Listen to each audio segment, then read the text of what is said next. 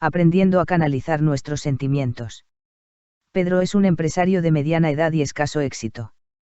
El azar quiere que un amigo conocido y poderoso le ofrezca una alternativa y comienza a adular a Pedro, cuya cabeza se ve asaltada por ambiciones insospechadas. Lo primero que piensa es en que se va a traicionar a sí mismo y con ello va a arrastrar a las personas que trabajan con él, y a otras muchas, que lo ha apoyado en sus momentos más bajos. Esta situación forma parte del argumento de una película, pero podría ser real y refleja muy bien la contradicción que todos vivimos alguna vez entre los principios que supuestamente deben regir nuestra vida y esos malos pensamientos e ideas negativas contra los demás que nos rondan por la mente y sentimos vergüenza de nosotros mismos cuando nos damos cuenta de c. Envidia yo. Pero si nunca he sido envidioso. ¿Por qué quién no ha sentido alguna vez envidia de un compañero de clase más guapo y con más éxito en los estudios? ¿Qué hombre o mujer no ha tenido deseos de engañar a su pareja? ¿Quién no ha tenido alguna vez celos por el ascenso profesional de un colega y le ha deseado lo peor o ha disfrutado maliciosamente con el fracaso de un conocido? Lo raro es que reconozcamos estos sentimientos ante los demás, porque la vergüenza que nos producen hace que los mantengamos en secreto. Y es que no estamos dispuestos a aceptarlos como propios, porque para nuestro yo ideal, ese que está en sintonía con la imagen que queremos proyectar, no es admisible tener envidia, celos o ganas de fastidiar a alguien. Son cosas vergonzantes que nos pueden hacer aparecer como ridículos, débiles o malvados ante la mirada ajena. Por eso los malos pensamientos solo afloran en momentos de máxima tensión, cuando el inconsciente emerge de forma automática, sin que podamos evitarlo. De todas las ideas negativas que rondan nuestra mente, ninguna nos avergüenza más que la envidia.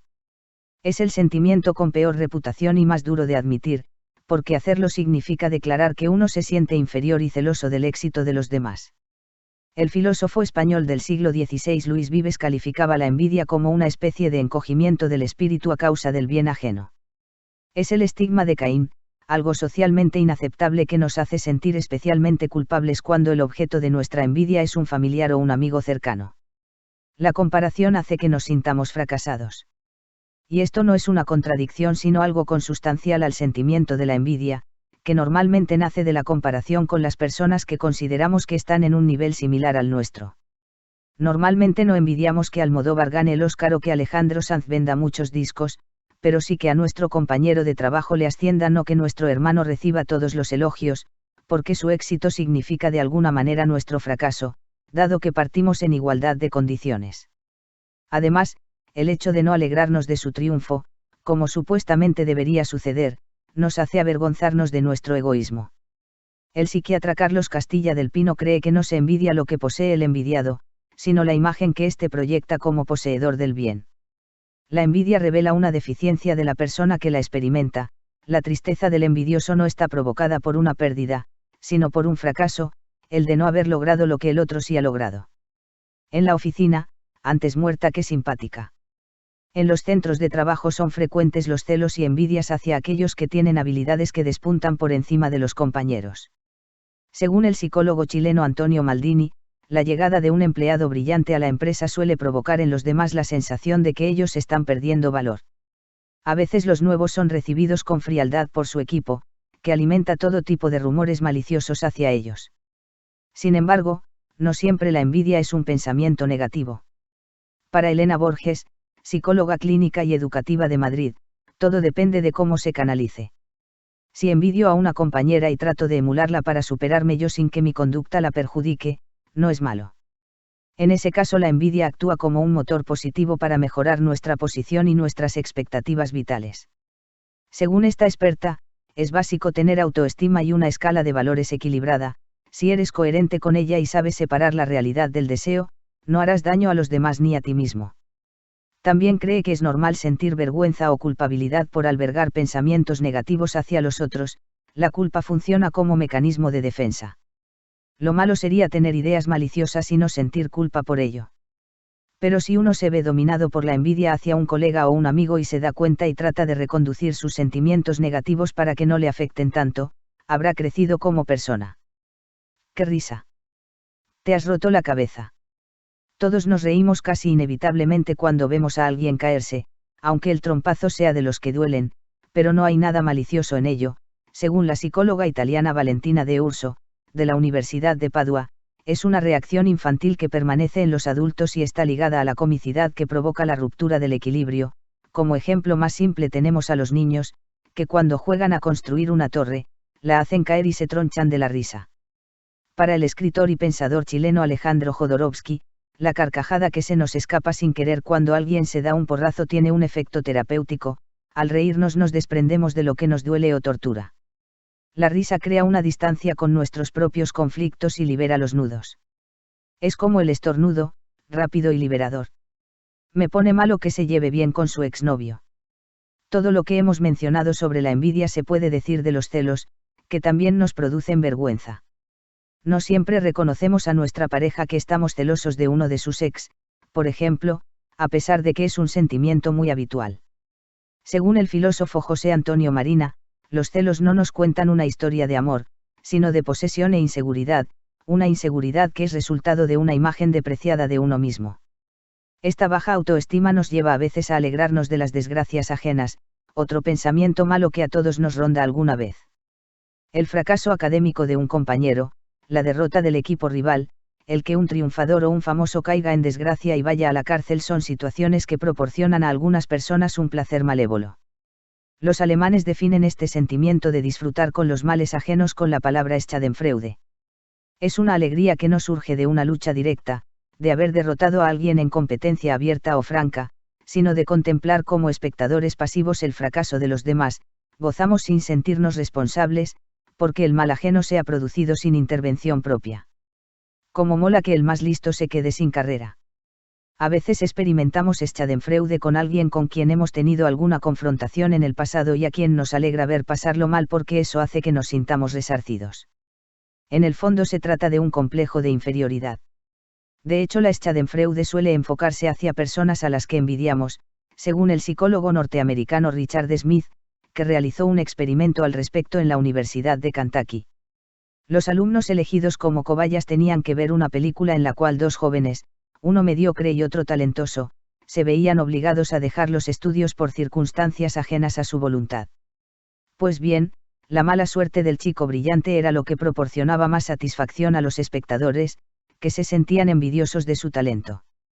También la familia es en ocasiones un caldo de cultivo de malos pensamientos. ¿Quién no se ha sentido alguna vez hasta el gorro de sus hijos o su pareja y con ganas de mandarles al cuerno o ha buscado excusas como, tengo mucho trabajo, para alejarse del hogar antes de atreverse a confesar su hastío? ¿Qué padre o madre reconoce abiertamente que tiene predilección por uno de sus hijos en detrimento de los otros? El favoritismo constituye uno de los tabúes familiares más antiguos. A veces se quiere más al más frágil o al que tiene más problemas, otras veces al más pequeño o al mayor o al chico antes que la chica o viceversa, o al que más se parece a nosotros.